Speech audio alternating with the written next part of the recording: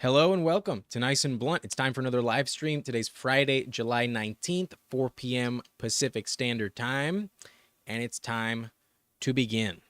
Let's go.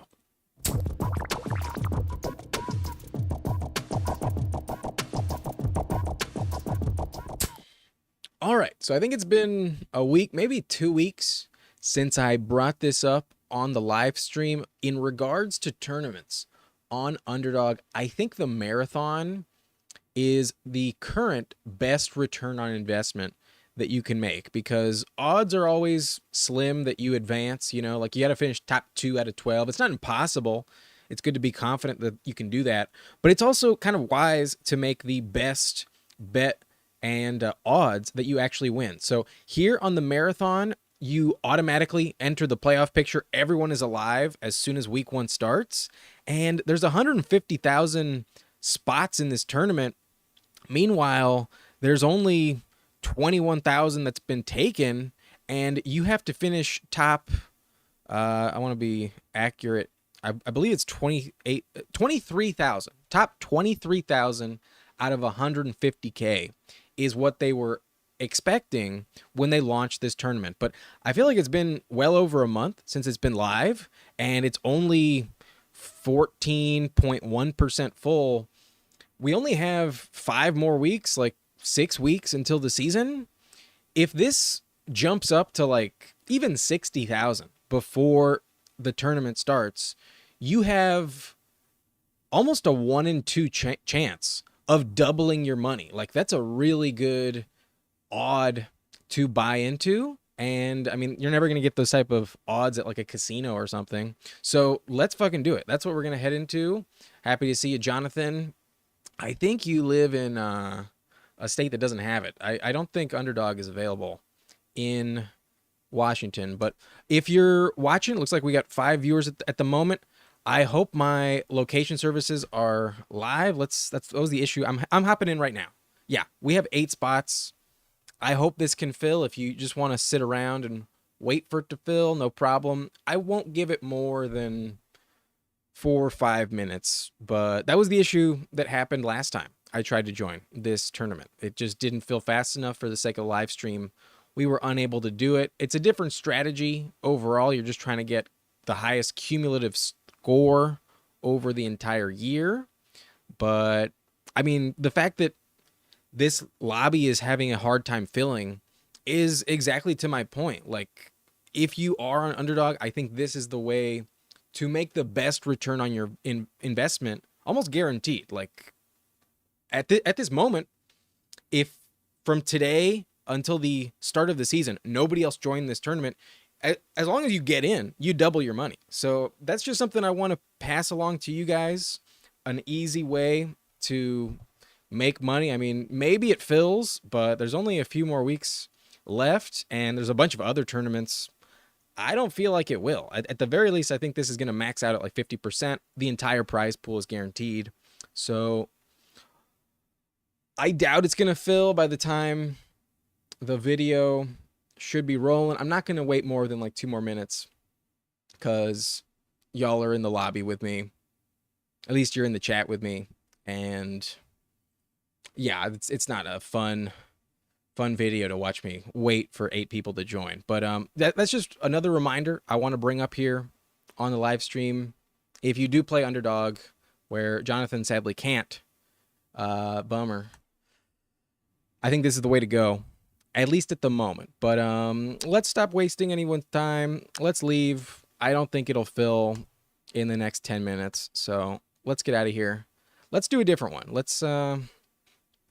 Let's do the Fast Puppy $5 tournament, and that one fills typically pretty quickly. So I'm going to enter right now. Hit the button if you want to join me. And there are 6 spots left. Hopefully, if you want to draft with me, you can hop in down to 4, and we won't be waiting 20 plus minutes for this draft to kick in. 1 spot left. 1 spot left. It is full. It is taken. So let's get going. I don't want to sit around for a half hour before the draft begins. But boy, some interesting team names. Team 8 Really, really going out there with Analingus. What a name. But looks like Dev is in this draft. I'm pretty sure that's you, Dev, at Dav UHN. Let me know if you're watching this live stream, if you are in this lobby. Always fun to draft with the audience. But yep, you're here. Exciting, man. I have pick 12. I'm fucking pissed about it. You have a good pick. You have pick 4.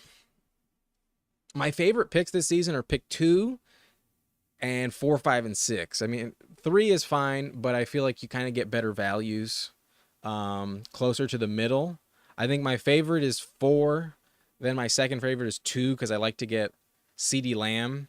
And even if I get Christian McCaffrey there, it's not that big of a deal.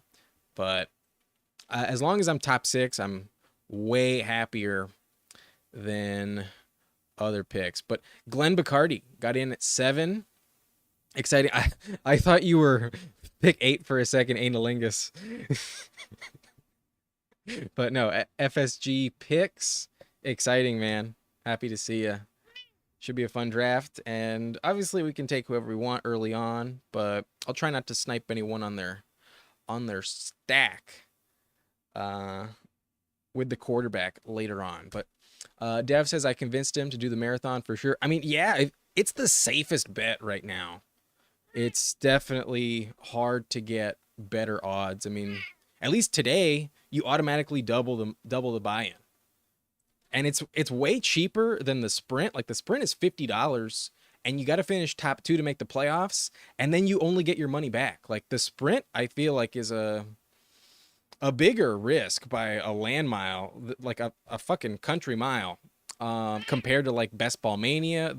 The sprint is the one I'm not interested in terms of like putting $50 down and just hoping that I do make it back and break even at the end of the season. At least with the marathon, you can do 3 buy-ins, still have another $5 left, and all 3 of them could double the money. That'd be fucking dope. But you've been doing weekly winners and small drafts and cash games. Yeah, I do. I try to keep it under $10 most of the time, but every now and then I hop into Best Ball Mania. You know what I'm going to do? I almost never do this. I've shit on it when I see other people do it. But I'm going to go double running back for the first time in the live stream. I have 16 other teams in this tournament. I've gotten well exposed, and I want to find out if this is actually worth it. I'm going to go double running back. I'm probably going to regret it because you can really get buried at receiver here on this platform. But I do feel like there's still some good values at receiver at the 3-4 turn. And having 2 of my top 5 running backs in my rankings, maybe that's the strategy this year. I highly doubt it. I don't think this will actually work out, but I just want to showcase it on the channel. I haven't done it at all. So let's see what happens. Does double running back actually pay off? Do we actually feel competitive about our team? Based on my rankings, I feel like there's 2 top 25 receivers I can still get at picks 36 and 37. And we're definitely going to have the most competitive running back room of this lobby. So let's find out. But Dev says, I actually did a pre-draft cash game with you before I ever saw your channel. Recognized your underdog name when I saw your channel. Let's go, man. Yeah, I did a lot of pre-draft drafts as well. I took too much like Malik Washington, but I took a ton of like Ladd McConkey. I had like 35% Josh Palmer when he was back at like pick 170, pick 150, like before they got rid of Mike Williams and Keenan Allen. So if that works out, I'm going to be in excellent shape. There's a bunch of other exposures. Maybe I'll pull that up at the end of the video just to like see where I made some big mistakes, where I'm like excited about some of those pre-draft bets. But fight me. Happy to see you in the chat as well, man. Let's go. Let's go. But is anything odd in this league? Oh, I picked Rashee Rice in the second.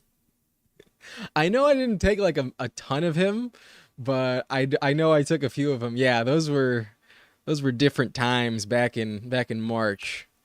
March and February, I was way higher on Rashee. He's starting to trickle back up the board, but yeah, that was well before his issues took place. That was definitely a bad pick. Maybe not, like everybody else who took him in those drafts also had to pay that price. Maybe he doesn't get suspended. Maybe it's a wash, but most likely that's a bad pick. Most likely Rashee Rice in the second is a terrible investment. But um what's receiver going to look like for me at this turn? I'm probably just going to stick with my rankings and go with like George Pickens, probably T. Higgins for a shot that he's back this season. I don't think I can afford to grab an elite tight end or QB here. I would like to. Normally, that's one of the ways I like to go. But I think going double running back to start, that's definitely not the way to approach this build. So we need to stay competitive at receiver. And I do have Amari one spot higher than T. Higgins, but I have a lot more exposure to Amari. And, if Jamar Chase goes down, T. Higgins is a top 10 wide receiver instantly.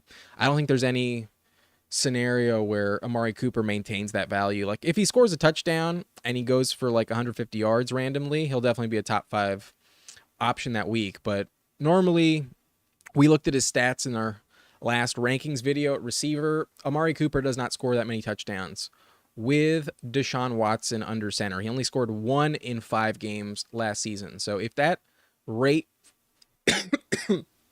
excuse me, if that rate repeats, then we'd only be looking at 3-4 touchdowns for Cooper next season.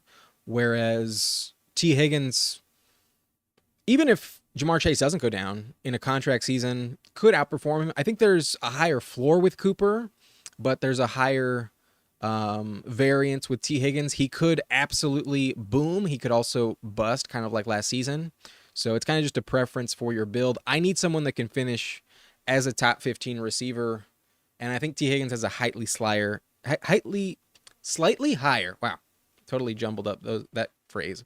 Slightly higher chance to finish top 15 than Cooper does. He just has also a higher chance to finish outside the top 30 like he did last year. But I'm very high on George Pickens. If the touchdowns can hit for Pickens, Pickens could outscore guys like Cooper Kupp, Devontae Smith, DK Metcalf. It's possible. He was a top 10 receiver in the 4 games that Deontay Johnson missed last season. And maybe Russell Wilson can send him 10 touchdowns like he sent Sutton last year. I'm starting to really buy in to the hype on George Pickens, but I don't feel great that he's my number 1 receiver on this team.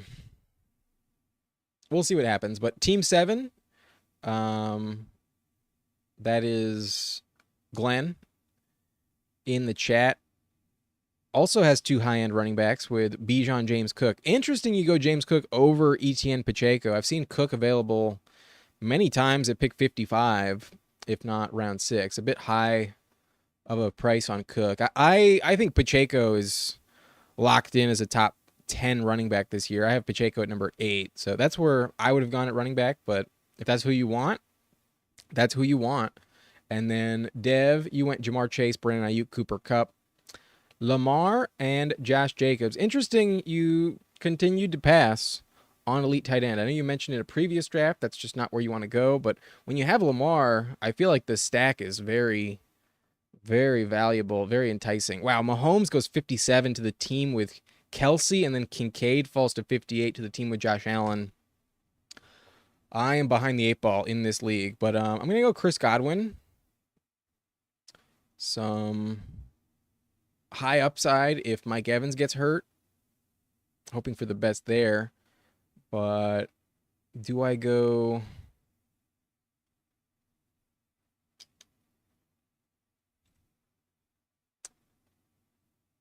I think I'm going to shoot for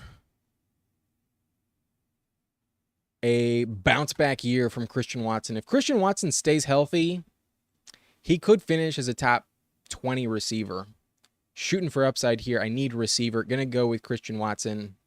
And when I'm at the bookend, I can really justify reaching on a player if I like him. So we take him. There's no chance Watson falls back around to us at 84. Highest at ADP was Calvin Ridley, but I'm not a believer in the Titans offense this season.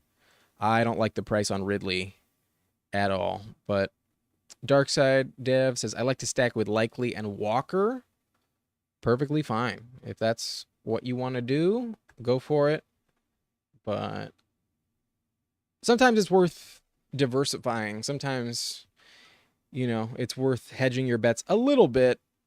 You don't have to do it all the time, but I feel like putting some eggs in a basket other than Jacobs, sometimes is worth it. Because if Jacobs gets hurt, and he's the only guy you ever take in that mid-fifth round, that's not going to pay good dividends later on. But Jacobs is definitely one of the better options other than tight end in round 5. I kind of hate receiver in the 5th round.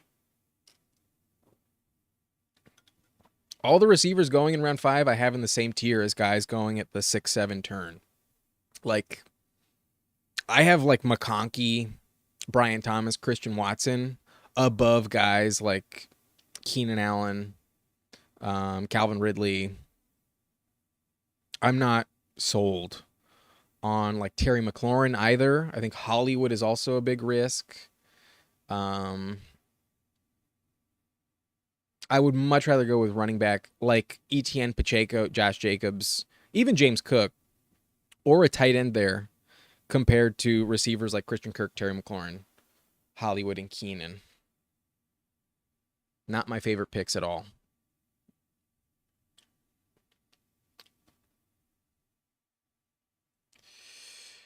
He probably rises as we get closer, but I just think these trends we see with receiver being so highly priced are just never going to end. It's unlikely that receiver gets pushed down. If anything, it just keeps getting pushed up. But if Jacobs ever goes like in the 6, that's when it's just like way too overboard on the wide receiver prices. I love his price at that point. At pick 52, can't really go wrong. But after Christian Watson, we see Rashee, Calvin Ridley, DeAndre Hopkins, CJ Stroud, Kyler Murray. Bit high on Kyler Murray, but okay. Rome, Kyle Pitts, Kenneth Walker, Ladd, Rashad White, Brian Thomas, JSN, George Kittle, Deontay Johnson, Curtis Samuel. Wow, high price on Curtis Samuel. Addison, a bunch of running backs, and Keon Coleman. We're now back on the board. And I think now is the time to pivot off of receiver. A little bit too high of a price. And I'm going to go with my tight end, Jake Ferguson, one of the last guys I feel confident I can compete with. And then I'm also going to go Joe Burrow to pair with T. Higgins. In order for this build to work out, when we go double running back to start, we need one of our wide receiver investments like T. Higgins to really work out. So in that scenario, it's good to have a stack, really betting on the Bengals offense. But let's hope for the best.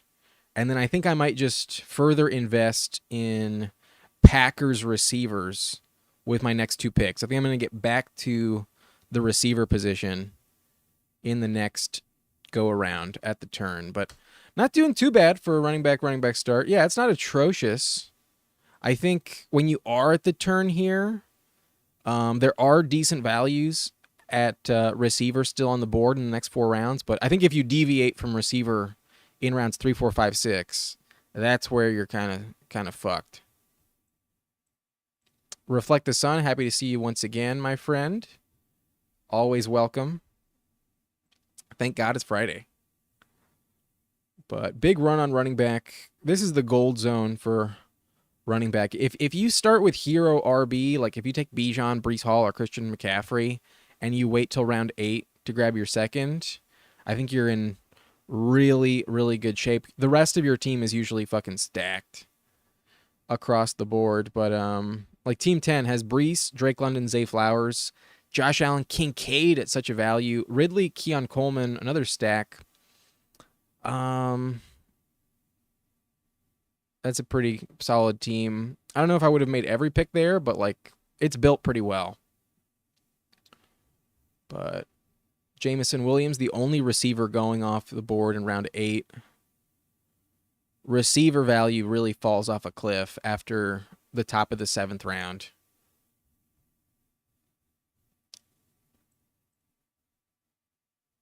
But guys we'll be looking at, I do like Palmer's value. I do still think Palmer is a fine pick past 100.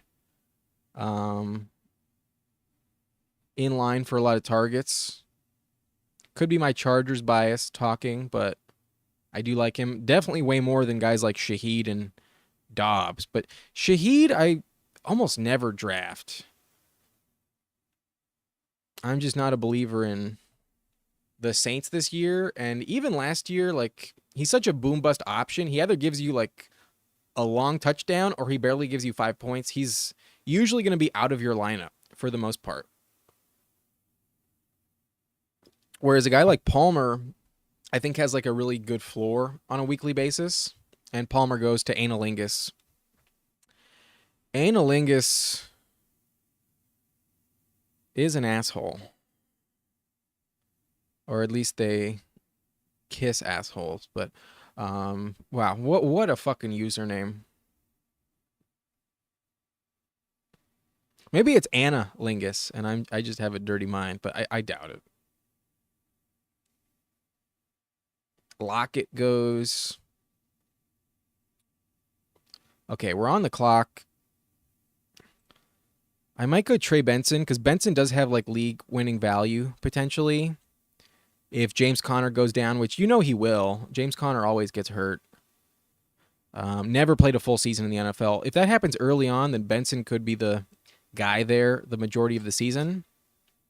And while it's tempting to go Rashid Shaheed, I think I want another piece of this Packers offense where Dontavian Wicks has gotten a lot of hype recently. Like this offseason, some people are claiming he could be the number 1 receiver there. I don't buy into that. I don't think he's that good, but it's possible. There's just a big rotation. You never know. And if Christian Watson does go down, I actually feel like Wicks's skill set has him as the replacement for Christian Watson. Like, I don't think Dobbs has the skill set to do what Christian Watson offers. I think Jaden Reed is definitely in a different boat, much more of a slot guy. Whereas Dontavian, I think, can be that true, deep down the field receiver, super athletic, that can offer you that immense upside. I think the highest upsides are Watson and Wicks. It's just a matter of, does Watson stay healthy and does Wicks actually get the snaps and the routes this season? But from a floor standpoint, I think Jaden Reed is by far the safest guy. It's just his price tag is the highest. And then Dobbs is also really safe from a playing time standpoint. I don't think Dobbs is going to come off the field that much, but he's the least like appealing. Like he has a high floor. He did score 8 touchdowns last season, but I think those are coming down. And I do think there's like higher potential with some of those interesting talents in Watson, Dontavian Wicks. We don't get Jordan Love. Love does not fall to us here, but it's not the end of the world. We already have our stack in Joe Burrow, T. Higgins. So I feel okay about this team. Definitely competitive. I mean, my running back room is fantastic. We have Gibbs and Taylor, but it's just the top end receiver talent that's scary. We have Pickens, T. Higgins, Chris Godwin, Christian Watson, Dontavian Wicks. Good depth to be through 10 rounds and have 5 receivers like this. I don't feel terrible about it, but it's a little risky where if one of them goes hurt, like if Pickens gets hurt this season, this team's probably dead in the water, most likely, especially with the injury risk to Christian Watson. But we're almost on the board again, and wow, big, massive run. Aaron Rodgers at 127. Damn. Yo, pick 7. I know you're in the chat, man, but like you are paying up on some of these picks here. You do have Mike Williams stacked up, and like there was a massive run on quarterback there, but like shit, bro. Okay, we're on the clock. Um, I'm usually not drafting Jacoby Myers, but he falls to me 15 picks. Maybe Devontae Adams gets traded. There are some rumors there that could happen. Let's gamble on that. Not excited about Myers this season, but at a big value, that's fine. And then I think I'm still gonna invest in receiver depth and go Jalen Polk. I think Polk has the most likely path for success of the receivers in this tier. And I know for a fact the tier break is coming. There's only a few more receivers left on the board that I'm actually like somewhat comfortable with on my roster. So that's who we have so far. That's what we got. We've got 7 receivers: Pickens, Higgins, Godwin, Watson, Dontavian Wicks, Jacoby Myers, Jalen Polk. But Dev says the Cortland Sutton disrespect is getting out of hand. He falls every draft. Yeah, he seems to be falling back down to pick 100, but I think he's still in the same tier as... I think he's a safer pick than Keon Coleman. I think him and Deontay Johnson, I think are going to offer very similar value because there's like 80 targets leaving this offense with Jerry Jeudy no longer on the Broncos. I do think Sutton is a very safe pick there. In round 9, I think he's a bit of a smash, kind of a tier break. Him and Josh Palmer, I think, are the most valuable options there. Maybe Lockett's still viable, but I feel like JSN's going to overtake him a little bit. Benson does have that Gibbs canine speed at 4.38 and is nearly 215 pounds from what I've heard. Yeah, he profiles as a workhorse when he finally gets that opportunity. It's just a question of, does James Conner in a contract year, final year of his contract, actually relinquish the touches? It's a question of when does Conner get hurt. If Conner gets hurt early, I think we're going to see a great year for Benson. If he doesn't get hurt until like week 14, 15, late in the season, then it's going to be mostly a bench stash that you're never really going to start and feel confident with. Maybe I'm wrong. Maybe he does carve out a big role regardless of Connor's snap share. But even if that happens in the tournament, you want guys late in the season for that week 15, 16, 17 upside. That's the playoffs. That's when the points are most valuable for payouts. But yeah, we're hoping for the best. Benson has league-winning upside, kind of like Jonathan Brooks, but going 20 picks later. Dobbs is the go-to X-receiver. He gives Nico Collins vibes. I mean, that's what happened in the playoffs. He saw the most snaps, saw the most targets. He had really good numbers in the playoffs, but I kind of feel like he's just... Sometimes I talk myself into him being like the diamond in the rough that people are sleeping on too much, and he should be going way higher. But then sometimes I'm like, nah, he's going to be the odd man out. I have a hard time like totally predicting the Packers receiver room, but I do love the upside with guys like Watson and Wicks. But okay, we need receiver still, and we're in line for a stack potentially. Running back is not great, but we're so confident at the top of our room. I think I'm gonna take me another stack here, and Mooney as my 8th receiver. I feel like I can compete with this group. Mooney is the 8th. There's some high spike potential. There's some high floor potential, and I think we can piece it together on a weekly basis despite passing on receiver at the 1-2 turn. You just got to hit that position a lot moving forward, and we took 8 receivers in the next 12 rounds. We've got 2 QBs with Joe Burrow and Kirk Cousins. Our tight end is Jake Ferguson. I'll probably go with 3 tight ends in this build, but I'm done at quarterback. I've got Burrow and Cousins here.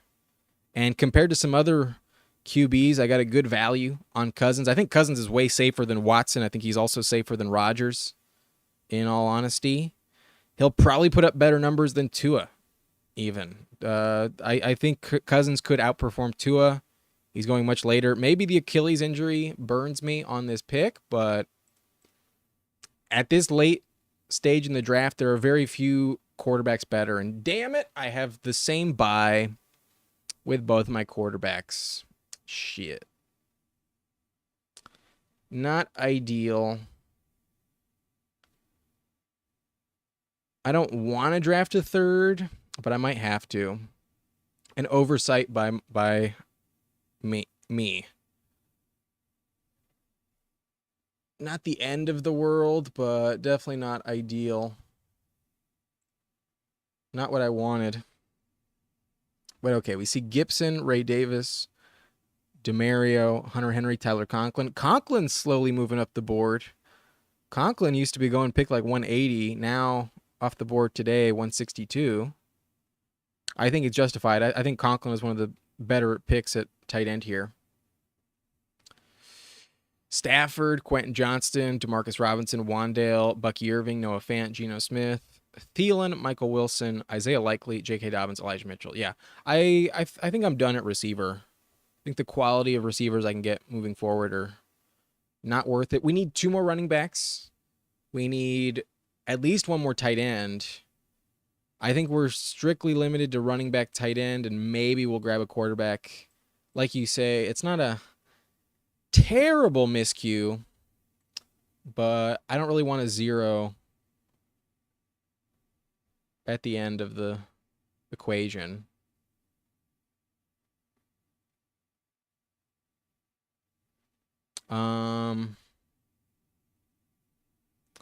Not many tight ends I'm excited about here.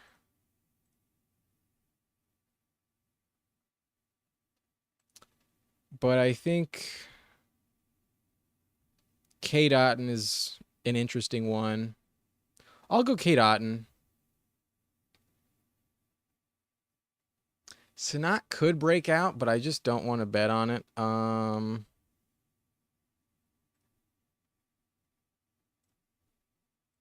I'm going to go Tyrone Tracy. Let's take a shot on Tyrone Tracy. I don't need a ton of production, but if Tracy actually works out, if Tracy's actually the guy over Singletary, then he will have a lot of touches, decent floor. It's worth gambling on. My depth isn't great, but we're just so loaded at the top. Like, if I were to lose one of these 2 to injury, then this team is probably dead in the water anyway. So I'm just going to bet that those 2 are the guys I need. But I've actually not taken much of Sanat at all. I feel like in camp, the next few weeks, we're going to hear that Zach Ertz is seeing far more first-team reps, and I feel like Sanat's price is about to plummet. I don't think Sanat is going to offer much starting value until like late in the year. When is their bye? They have a bye in week 14. I wouldn't be shocked if like the first 8 weeks of the season we see Ertz be the guy, because Ertz is familiar with Cliff Kingsbury's offense. Ertz also was like still a big part of the Arizona's offense last year, even without Kingsbury. Until he got hurt, he was actually like really capping the upside of McBride, and then he got hurt and they cut him. But yeah, I think Sanat is like, I mean, he's potentially a good pick, but I think more likely than not, he's going to be way more valuable in a few weeks when reports really force his ADP down. I mean, it's already starting to plummet. Now he's going 160. I've seen him go round 14, sometimes 13. Some people are really high on him. I'm just not. I just don't think he's going to be like a Laporta type of guy. You never know. I could be wrong, but I lean more aligned with Dev here. I don't think Sanat's going to be too fantasy relevant, at least for the majority of the season. Maybe in the tournament you can justify it because you need those spike weeks at the end. But yeah, I don't feel great. I could just stick with Otton and Ferguson. I think Otton's one of the last guys I'm comfortable with as my last tight end, but I don't feel great about it. I know I need a running back. That's for sure. And I think I need someone that does offer me like weekly value. I'm going to go Lauby. I think there's too many like handcuffs that don't see any volume at the position, whereas I do think Lauby will be catching a lot of passes. I think Lauby's going to be better than Madison. I'm not a believer in Madison. I've drafted Lauby a lot on the live stream. I have him at like, I want to say 10% overall, but I only have 4 running backs. I absolutely need a 5th one. Oh, wow. Baker fell. Okay, if I wasn't getting a really good price on Baker and I didn't have Godwin and Otton, I don't think I would do it. I think I'd just take the 0 week 12, but his bye is week 11, so off the bye, he'll be rested week 12. He should shine. Let's go Baker Mayfield because we do have the double stack with Chris Godwin and Cade Otton. Let's just bet on Ferguson and Otton getting it done. One thing about Ferguson that I want to bring up real quick, because I love Ferguson, and we're going to hop into another live stream after I pull up these stats, but Ferguson's week 17 matchup is on the road at Philadelphia, and last year, in that exact spot, he had his best game of his career. He had 10 targets, 7 receptions, 91 yards, and a touchdown on the road at Philly in week 9, and that is his matchup in week 17. I think Ferguson, if you make it to week 17 with Ferguson, has top 2 potential that week. I think Ferguson could be a league-winning tight end in the fantasy championship week 17 because of the matchup. So keep that in mind. He played excellent on the road at Philly. He also played really well against them in week 14 here. In week 14, he had 8 targets, caught 5 for 72 against Philly at home. You know that game is going to be a shootout. Dallas versus the Cowboys versus the Eagles, that game's going to be an absolute shootout. And last year they leaned on Ferguson like crazy. So one reason to absolutely target Ferguson next season. But we will be joining another draft, entering the Fast Puppy. I'm on a 5-second delay, so hit the button right now if you want to join me. And I'll be hopping in 3, 2, 1. Let's go. Let's go, baby. 9 spots. If you want to join me, there are 7 spots now. And we're doing a second draft on the live. Reflect the Sun, lots of red zone targets last year for Ferguson. I thought I read somewhere. There were a lot of touchdown opportunities. Some of them didn't hit, but he scored 5 touchdowns, 3 of them in 3 consecutive games. He kind of fell off at the end of the season, but he was still very safe from a floor standpoint. Like his last 6 games, he saw at least 6 or 8 targets and gave you a 40-yard floor every week. There were some high upside games with 70-plus yards. And I do think with such a narrow target tree in Dallas, like he's so locked in to be their number 2 receiver. It's just CeeDee Lamb, it's Ferguson and Brandon Cooks, and maybe the running backs get involved, but I doubt it. I think those are the guys you want. It's so obvious they're going to pay off. As long as Dak stays healthy, those are the only ones that are getting targets in this offense. But we get pick 3. Very happy with pick 3. I think I might go a little off the board. I don't think I'm going to take Tyreek Hill with this team.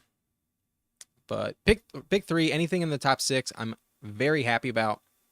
Getting an elite receiver is an advantage for sure. But Darnold's living in Washington, otherwise I'd join the draft. Yeah, that's a bummer, man.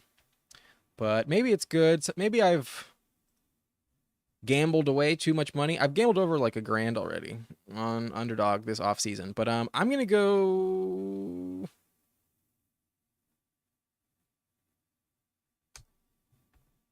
Let's mix it up. Let's go Justin Jefferson. Here's the thing that people are not mentioning about that Jordan Addison arrest. Doesn't this make Jefferson like even more highly targeted. I mean, I know he's already being drafted super high, but he's still the best receiver in the league. I know I'm higher on Darnold than most people. I am a little worried about, I'm forgetting his name, JJ McCarthy, but he did not fall off at all. His value was identical with Nick Mullins as the quarterback last season. I'm just gonna go with Jefferson here. I have a lot of Tyreek Hill already. I'm a little underweight than what I would like on Jefferson, so I'm gonna mix it up. I'm gonna go with JJ, and maybe it's because I've been watching receiver and I'm back on the hype train. But yeah, the quarterback situation is the only thing you can point to being worried about it. I could be wrong. Could definitely be wrong, but Jalen Waddle was injured last season a lot. Tyreek Hill is 30. Maybe Tyreek Hill has a drop off. Maybe he gets hurt. Maybe Tyreek Hill is not the pick. I still want him, but I have a lot more Tyreek Hill than Justin Jefferson, and I want to do something different here. So let's go with Jefferson. It is what it is. But you wanted Amon-Ra. Can absolutely justify Amon-Ra as well. I really like St. Brown, especially watching a receiver. Like, I like him even more. He helped me win a championship in my league dating back to high school with all my buddies from back in the day. And they moved off of Josh Reynolds. There's probably even more targets heading for St. Brown this season. He's so safe. He's so consistent. Such a good pick. But Jefferson is their entire offense as well. Any of these top 5 receivers are just like so safe. If you don't get Lamb, I think you can take any of the 4 and you can absolutely justify it. But normally I am going Tyreek. I just have a lot more Tyreek than Jefferson. That's all. So otherwise, it's a little bit basic in terms of the board. Wow, Team 12, interesting. But we see Bijan at 6. St. Brown falls to 7. Then Breece Hall, A.J. Brown, Puka, Garrett Wilson. And then Team 12 goes Nico Collins, Jahmyr Gibbs. I'm high on Nico as well, but very rarely do we see him go at pick 12. I get it. Tremendous upside in Houston, and there's also a high chance you get either Tank Dell or Stephon Diggs coming back, setting up that CJ Stroud stack. So Team 12, interesting. But Marvin Harrison at pick 14, Debo 15, Taylor, Chris Olave, London, Adams.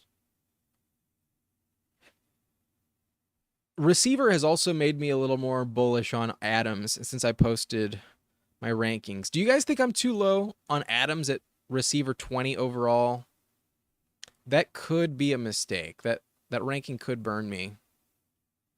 But we'll see what happens. Ayuk is not available. I do hope Kyron is there for me. That's why I'm going to pass on Saquon here. And I'm going to go with a slightly more unique approach. I'm going to go with Devontae Smith. Maybe A.J. Brown gets hurt. Maybe even Dallas Goedert gets hurt.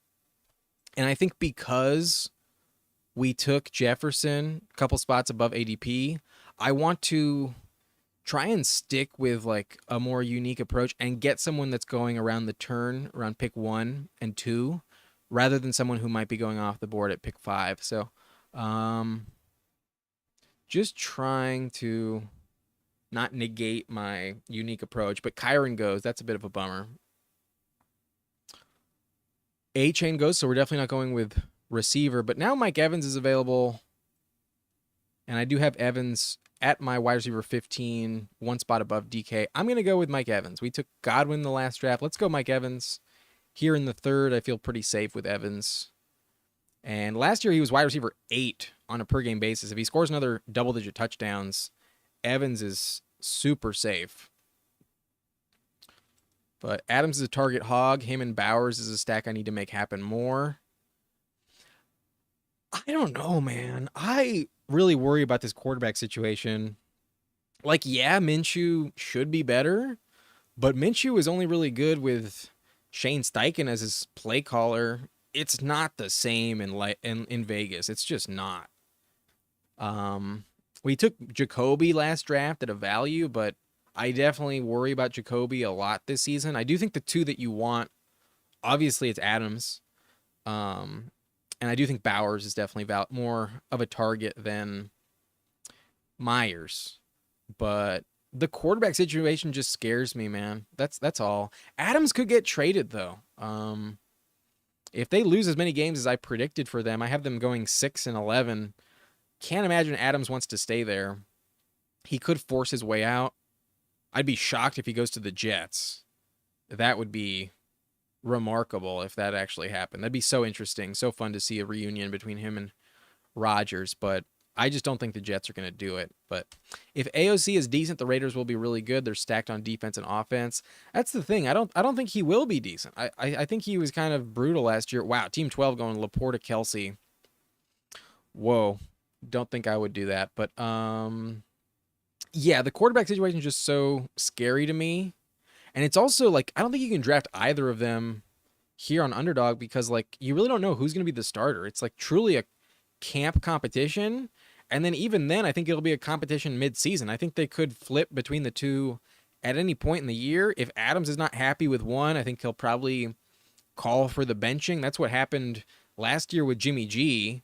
Adams signed off on benching Garoppolo, and I don't blame him. I think that was definitely the right call. But I still think they had super mediocre quarterback play. And without Josh Jacobs, I just don't think that offense is trustworthy. I'm not a believer in the Raiders. But Zamir White ripped the Chiefs late last year. I'd take him with the Raiders personally.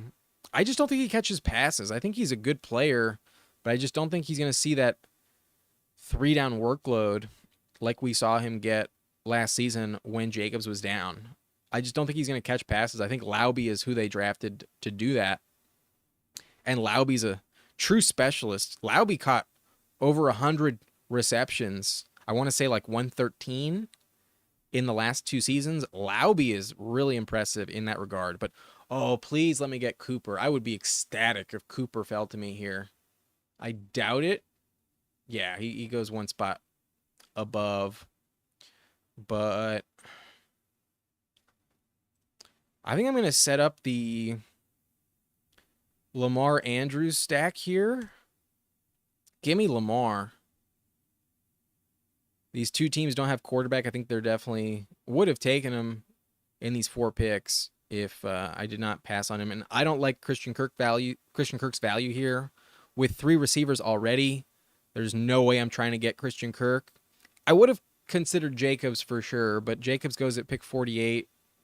So we're kind of leaning into the 0 RB build here because we passed on Saquon Barkley. I thought I'd get Kyren coming back, but Kyren gets taken.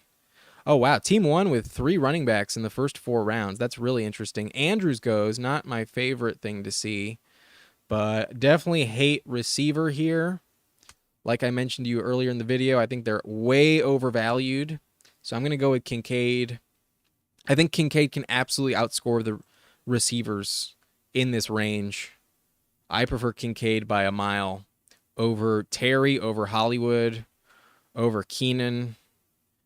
Jaden Reed, you can talk yourself into it, but Kincaid is going to see so many targets in the Bills offense with no Gabe Davis, no Diggs. Like, Kincaid's going to be so valuable. And with Team 12 going double tight end, getting one of these top 5 definitely puts me at an advantage in this spot. But I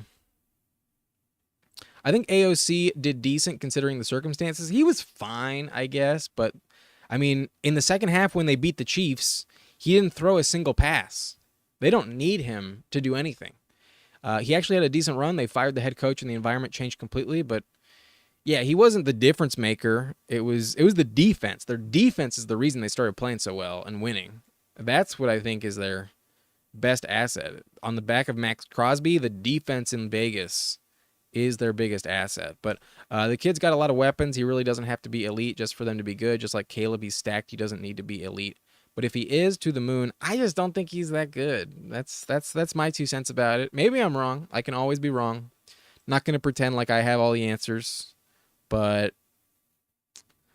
a bet I am comfortable making is that the Raiders take a step back and are not as good this year as they were last year on offense. That is the side of the coin I am betting on. But after Kincaid, we see Terry, Mahomes. Is Mahomes stacked up in this one? No, he's not. Hollywood, Keenan, Ridley, Jaden Reed, James Cook, Chris Godwin. Yeah, if you're going receiver in round 5, I hate it. I really fucking hate it.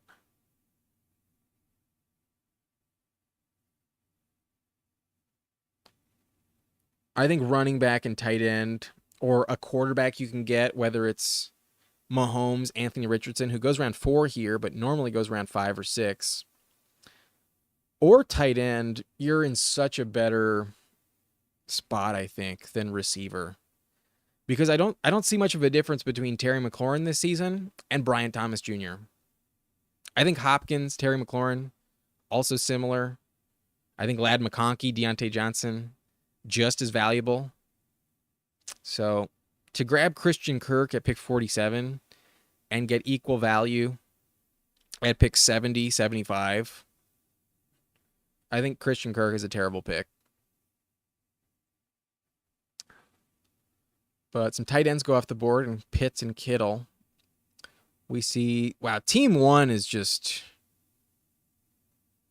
really, really chucking receiver. They go Nico Collins at pick 12 and then have not taken a single other receiver in 5 rounds. And the value at pick 84, 85 is not the best at receiver there. So, wow, team 12 really gambling with that strategy. But here I think I'm going to go with double receiver. I'm definitely taking a receiver here because team 1 only has 1 receiver themselves. Maybe we have a Kenneth Walker falling back to us, but we took Watson with the last team.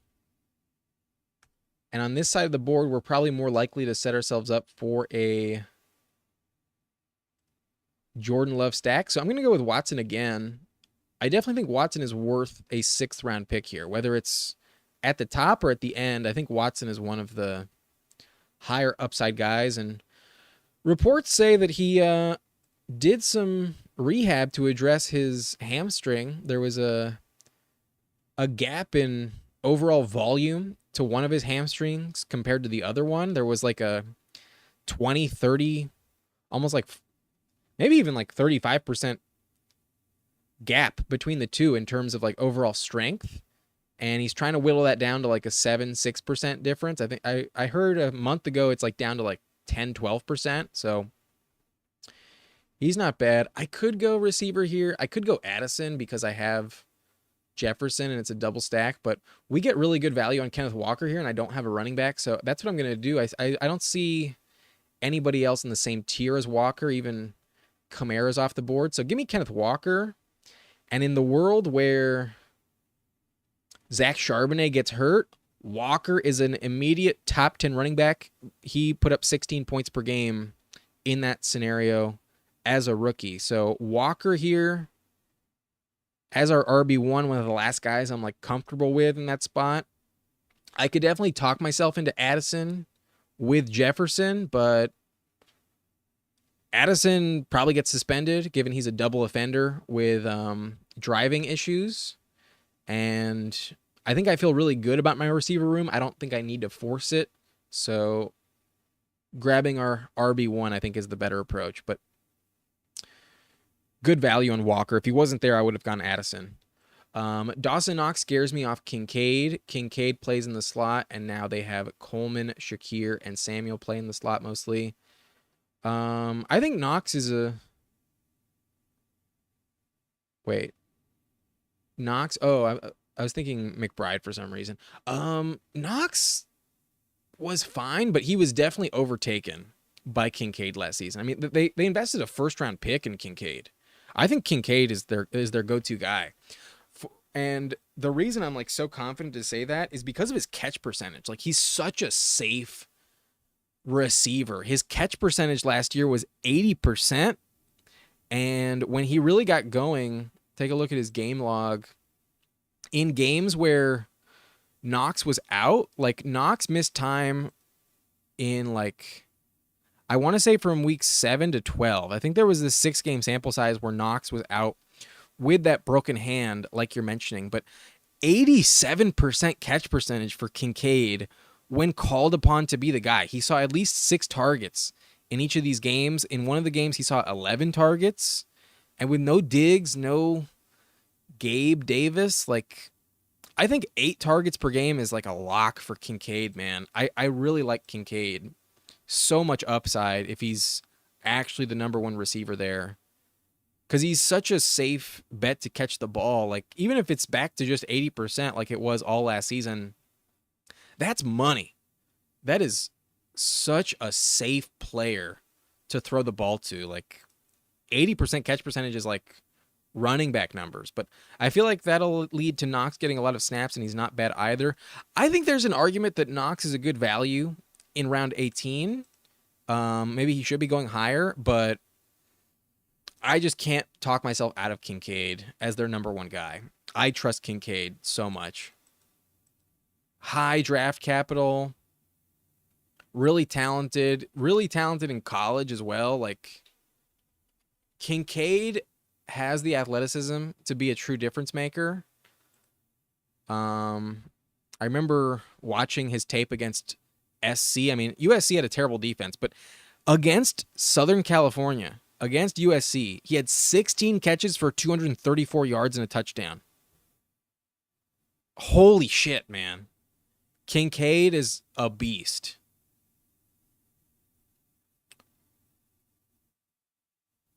But I need running back here, so that's probably where I'm going to go. I've got Moss and Mostert in the same tier, so whichever one doesn't get sniped is going to be my pick. I'm going to go with Moss. There's an argument that I should be taking Sutton because the teams around this turn don't have running backs. I mean, don't have receivers that much, but I'm going to go with Zach Moss, and even if I miss out on Sutton, I think Palmer's still a good value. And I also need oh, no, I don't need quarterback. We have Lamar. Bowers goes. So I'm either going with Mostert or Palmer or Sutton. If Sutton's still on the board, I'd probably go Sutton over Palmer. Javonte Williams. What the fuck? This guy already had 3 running backs, and he goes Javonte Williams. Yikes, I hate that.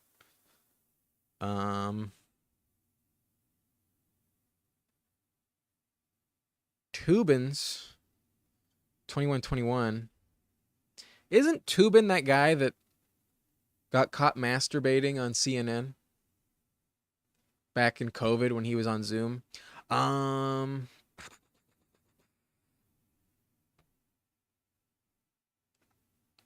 I'm tempted to go Palmer, but my receiver talent is really good. I'm going to go with high league-winning potential with Raheem Mostert. Last player in the tier.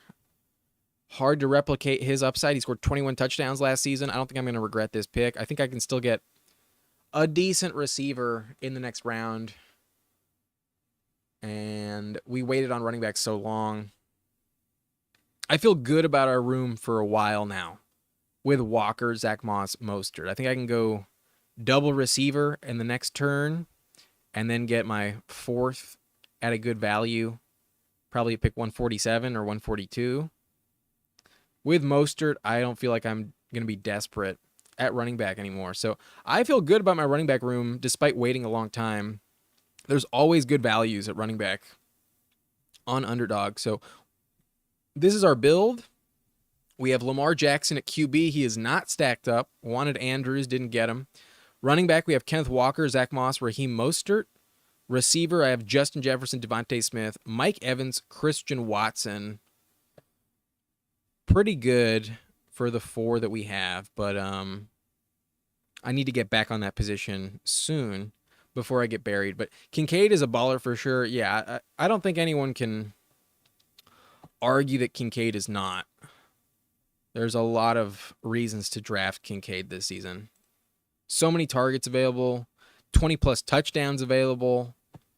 Buffalo still a juggernaut offensively, and he's clearly going to be Josh Allen's number one target next season. I think Curtis Samuel has decent value. I think Keon Coleman could really turn it up a notch at the end of the season. I think he could possibly have league-winning value as well. But always potential that the rookie has a slow rookie year.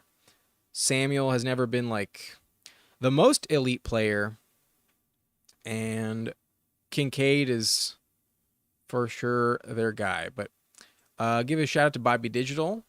No problem, man. Happy to see you. Are you in this draft?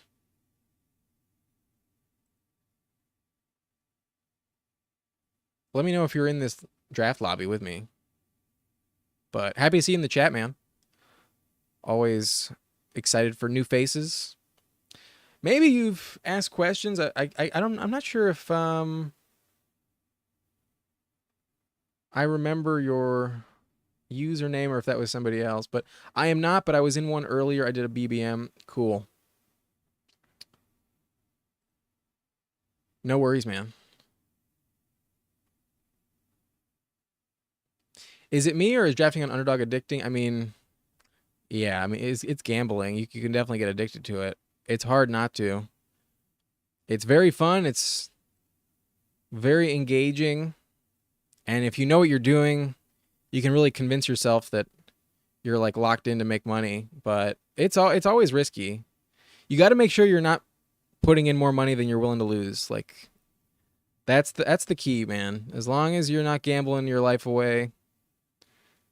If you are, you got to ask yourself some questions if you're making the right choices. But yeah, it's an addicting platform for sure. Especially with these 20-second clocks, like it's a lot easier to rip them and just do one after the other and go like crazy. I was kind of doing too many of them. I think I went a little overboard earlier in the season. Now I'm trying to only draft on the live stream. I haven't been doing too many drafts off the live stream the last 2 weeks.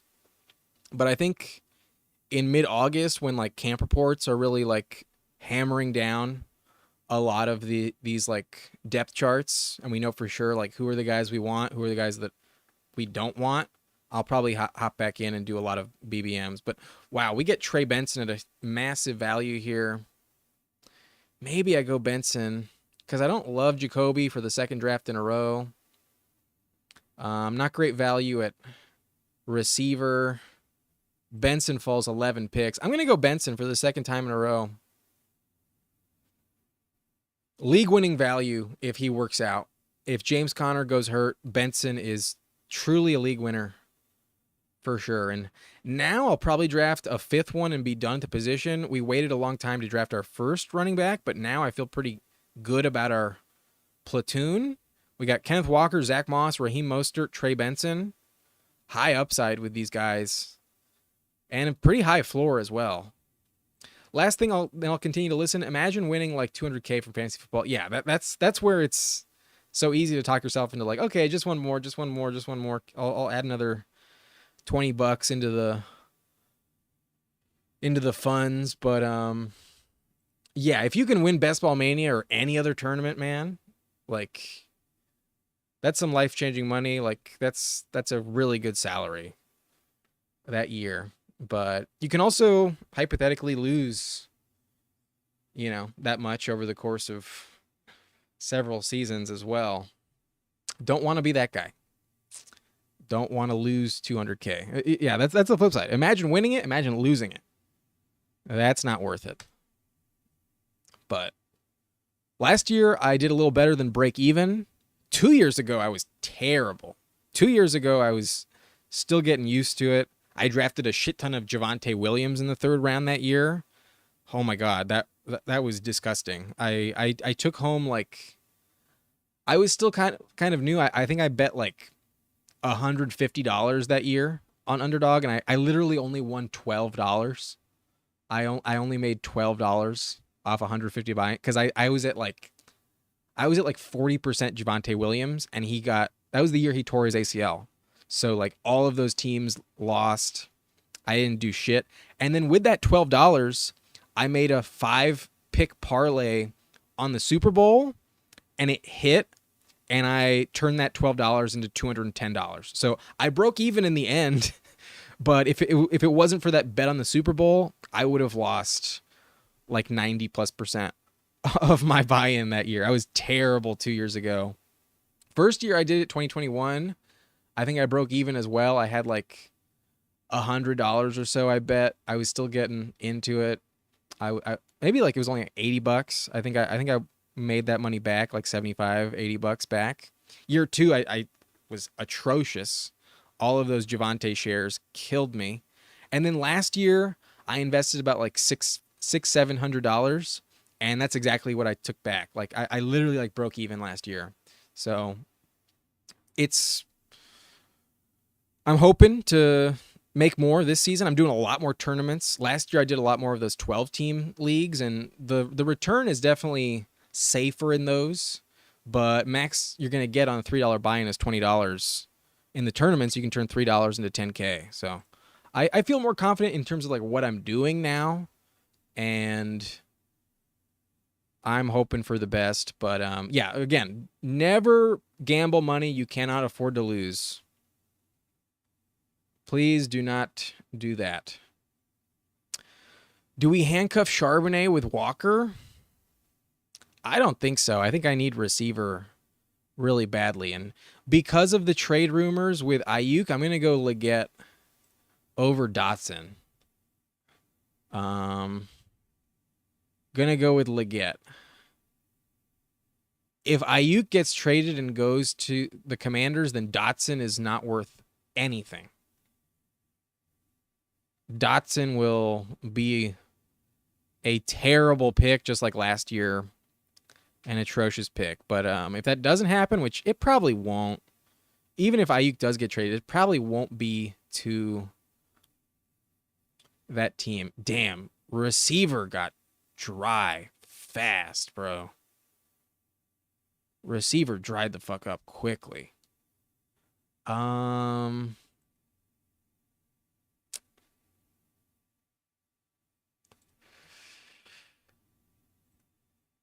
Okay, I'll just take Nick Chubb. I mean, are we really going to let Nick Chubb fall to pick 150?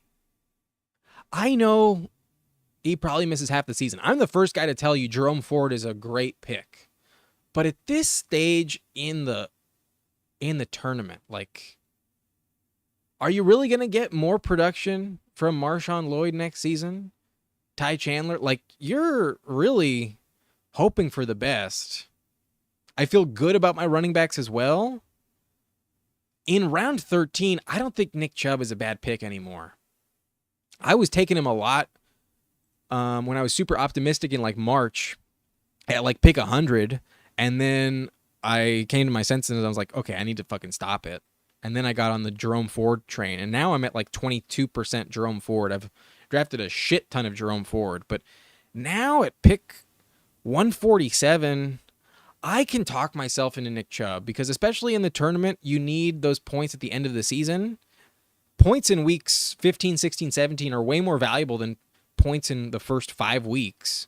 So if Chubb actually gets back to full strength, if he's actually scoring touchdowns at the end, like Chubb in tournaments like this is not terrible, but it's definitely risky. Definitely risky. But Fantasy Dog, happy to see you, man. Number 7 like. Appreciate it, man.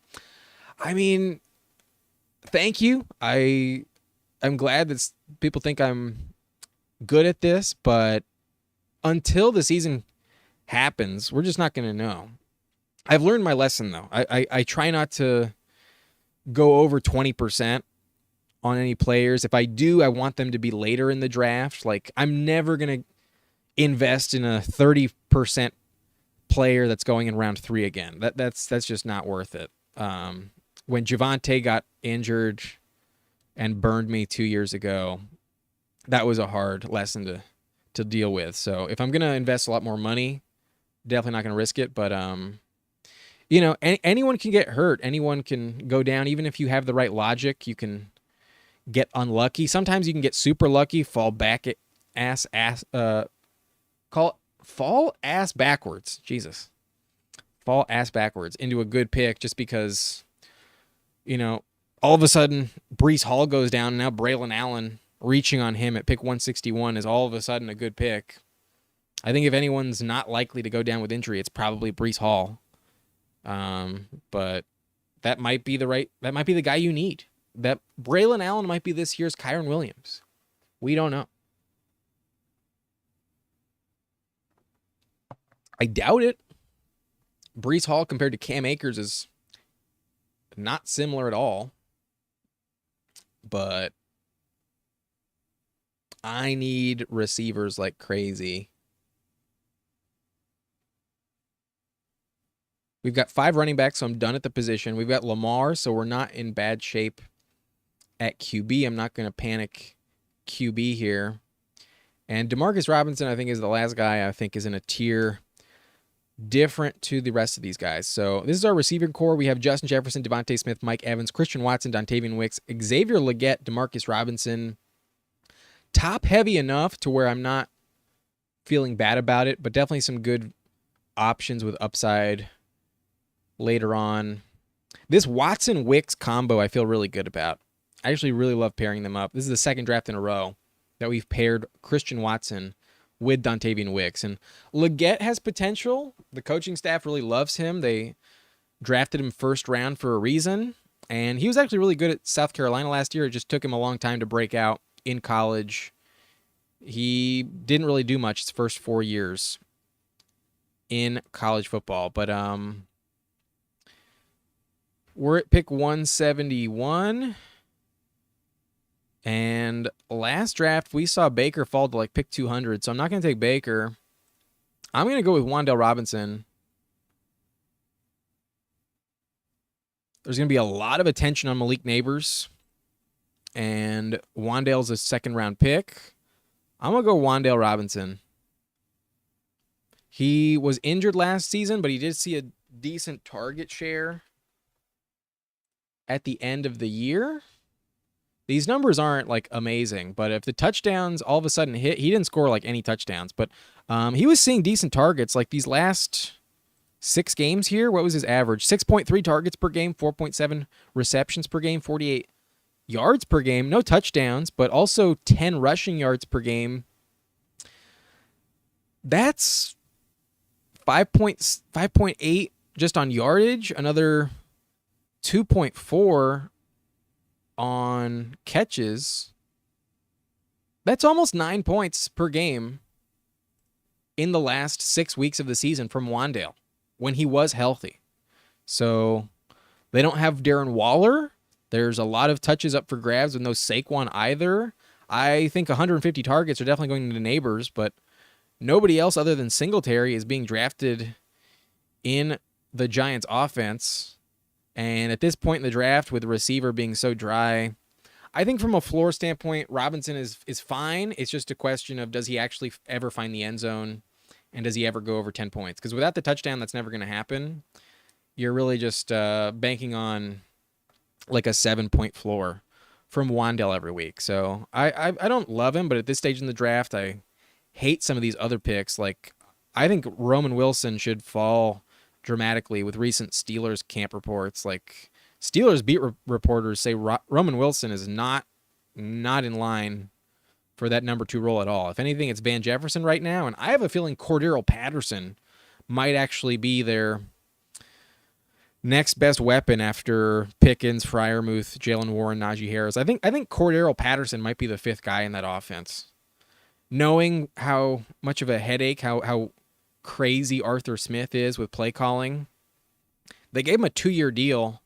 Arthur Smith has an infatuation with Cordero Patterson, but pants down John Brown. I'm not quite sure what you're referring to, Bobby Digital. Not quite sure. But I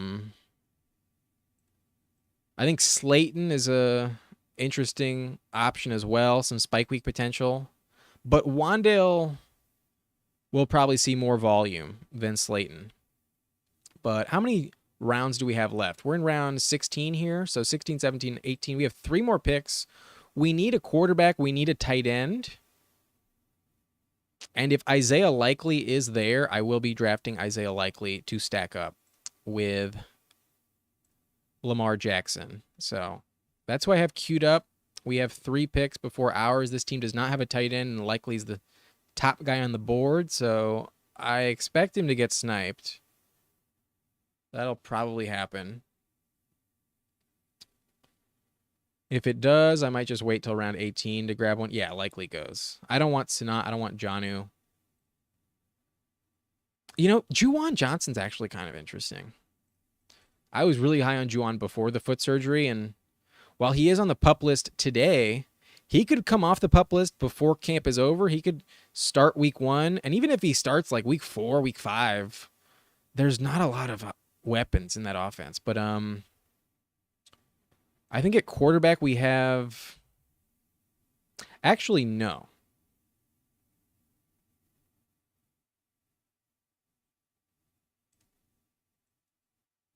Whatever. We go Juwan Johnson. That's fine. I was probably going to take Juwan at 195 if I had been faster on the trigger there with Jalen McMillan, but I'm fine with that. We'll either get McMillan or Tyler Boyd. And while Bryce Young does pair up with our Leggett selection, you've seen me do this plenty of times in the past. I think this is a team to justify it. Anytime I take Justin Jefferson, I consider it. I think if you've been watching the channel, you know exactly where I'm going. You know exactly the name I am thinking of. It's Sam Darnold. I'm going to believe that Darnold is a guy this season. I think they bench McCarthy all year. I don't trust McCarthy, man. McMillan goes. That's fine. We could go Boyd, but I've taken a lot of him lately. And we have Wandale. Let's just bet on the other Giants guy. I kind of like pairing up Wandale and Slayton at the end of the draft because it can't all go to Neighbors. It just can't. And I think Neighbors is going to be double teamed so much that it's really going to open up a lot of space for these other receivers. And with no Darren Waller, like there's just a lot of targets that will be going to Wandale and Slayton. And Wandale will get more volume, but I think Slayton will score more touchdowns. I think Slayton also has more spike week potential. I think Slayton might only give you like 3 or 4 weeks of viability when he finds that long touchdown. But when he does, it could be a 50-yard house call. And in that scenario, we're getting already 13 points, like at least 12 points on that single play. Wait, 5 plus 6 plus half a point. That is 11 and a half. 11 and a half. That's specific. But, you know, let's say he catches 1 for 50 and a touchdown and then catches another 2 for another like 30 yards, hypothetically. That's 15 points in your lineup that Slayton can offer you in good spots. So when he doesn't do that, he's going to give you nothing. Slayton is a massive liability, but in round 17, I'm willing to say fuck it and just take him. When he hits, Wandale will be absolutely nothing, and when Wandale hits, Slayton will be nothing. We are talking, I am talking myself into it here in the live stream. But this is our team so far. We have Lamar Jackson, top 5 quarterback. We've got Kenneth Walker, Zach Moss, Raheem Mostert, Trey Benson, Nick Chubb. Little risky with Chubb. Anytime you draft Chubb, it's risky. But I think it's actually a very competitive room. We get great value on Benson and Nick Chubb. Nick Chubb, 15 picks past ADP. Benson, 11 picks past ADP. Mostert, 5 picks past ADP. Walker, 6 picks past ADP. And Zach Moss, essentially at ADP. No discount there.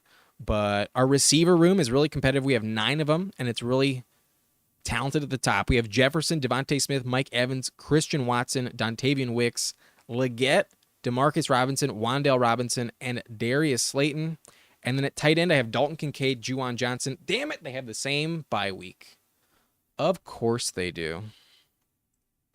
At tight end, I think it's absolutely excusable to take a 0 in the bye, but not ideal. Second draft in a row, we have 2 players at the same position, at the onesie position, that have the same week 12 bye, of course. But I will be going Sam Darnold and calling this draft over. Unless I get sniped here. I'd be fucking pissed if I got sniped. But with Lamar, I'm fine. Only taking a second one, even if it's around 18 this late. Love the value on Darnold. If it works out, it has league winning potential.